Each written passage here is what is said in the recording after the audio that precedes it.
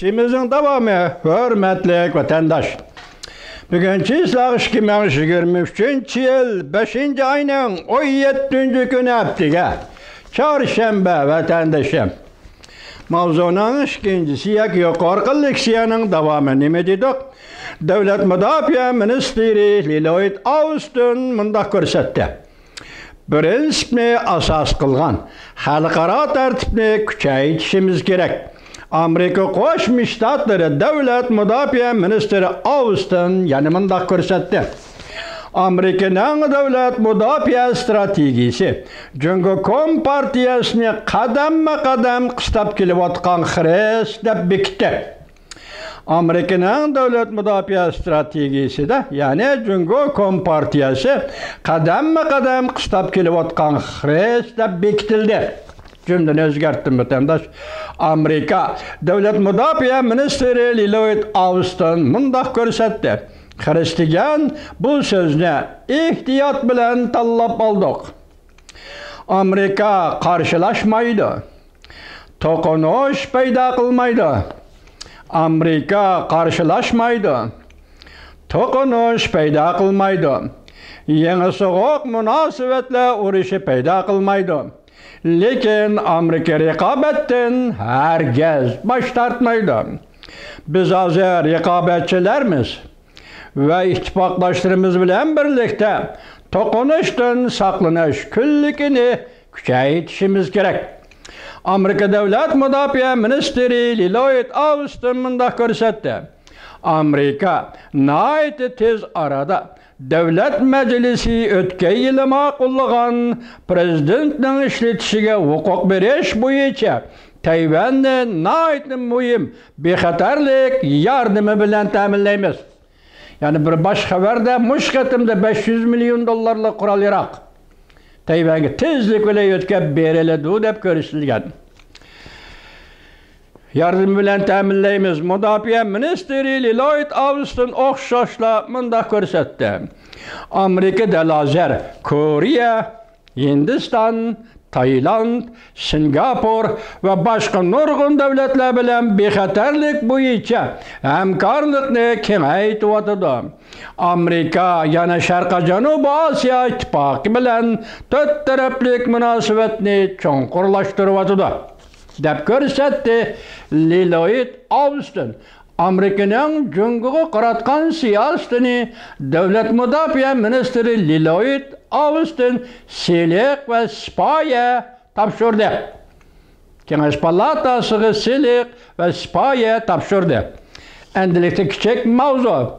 Davlat ishlar kotibi Antony Blinken yaqindan beri Amerika Jungo yuqori qatlamada o'zaro aloqalashib, Amerikaning va'dasini gavdalantirib, uchrashish, xato hukm qilishdan saqlanish uchun deb ko'rsatdi Davlat ishlar kotibi Antony Blinken.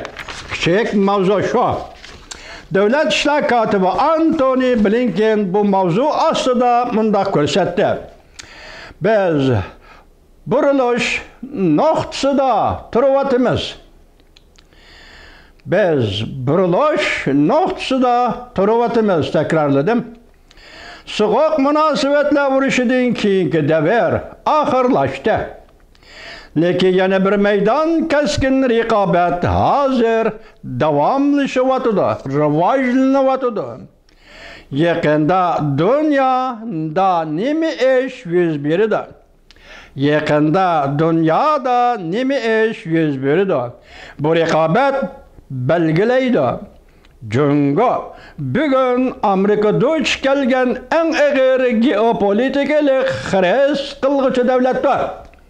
Bütün mazmun siz o'ylagan, men tasavvur qilgan, siz harakat qilgan, men faoliyat qilgan ishlarning hammasi mana mushu jumlaning ichida vatandosh. Nima deydi? Davlat ishlar kotibi Antony Blinken Jungo bugun Amerika duch kelgan eng og'ir geopolitikalik xris qilg'uchi davlatdir. Ya'ni rayon xarakterlik. Konkretlashtirsak Tibet, Shangang, Hong Kong, Uyg'uriston, Tayvan. Amerika Qo'shma Shtatlari davlat ishlar kotibi Antony Blinken yana mundaq ko'rsatdi. Biz Beijing tanlab algan yo'lni uyan buyan qilolmaymiz albatta. Diqqat vatandosh. Biz Beijing tanlab algan yo'lni uyan buyan qilolmaymiz albatta. Biz Jungo'ning, ya'ni Jungo Kompartiyasining qilayotgan ishlarining iznalarini o'zgartirishni saqlabmi tura olmaymiz albatta. Alasharingni debitingga vatandosh. Agapni shundoq deb shunday bir debitingga vatandosh. Yana bir o'qitayjimi? Biz Jungo'ning, ya'ni Jungo Kompartiyasining qilayotgan ishlarining iznalarini o'zgartirishni saqlabmi tura olmaymiz. Alasharingni saqlabmi tura olmaymiz albatta. Lekin biz o'zimizni avvali afzal bir o'ringa qo'yib, kaskin raqobatni qanot yaydirib, Jungo'ning texnik keng miqyosdagi strategik muhitini o'zgartib, Jungo'ning atrofini o'zgartib, davr qilib, Amerikaning kelgusi siyosatini ilgari suramiz. Alasharing. Jungo'ning atrofidagi muhitni o'zgartib, Hindiston, O'rta Osiyo, Sharqiy Janubiy Osiyo, Yaponiya, Koreya, Filippin, Bahrayn, Avstraliya atrofidagi muhitni o'zgartib, Amerikaning kelgusi siyosatini ilgari suramiz. Biz Beijing bilan raqobatlashganda har qaysi qatlamlar bo'yicha aloqa munosabatlarni saqlab qolamiz. Raqobatning to'qinishga aylanib ketishining oldini olamiz. O'tgan bir necha hafta yuqori qatlamda qilganlarimiz bu va'damizni isbotlab ko'rsatdi. Yaqinda bir so'zlab keldi qolsalarga. Savdo ministri Jungo masalasini strategik ravishda hal qilish. Kichik mavzu. Savdo ministri Gina Raimondi mundaq ko'rsatdi.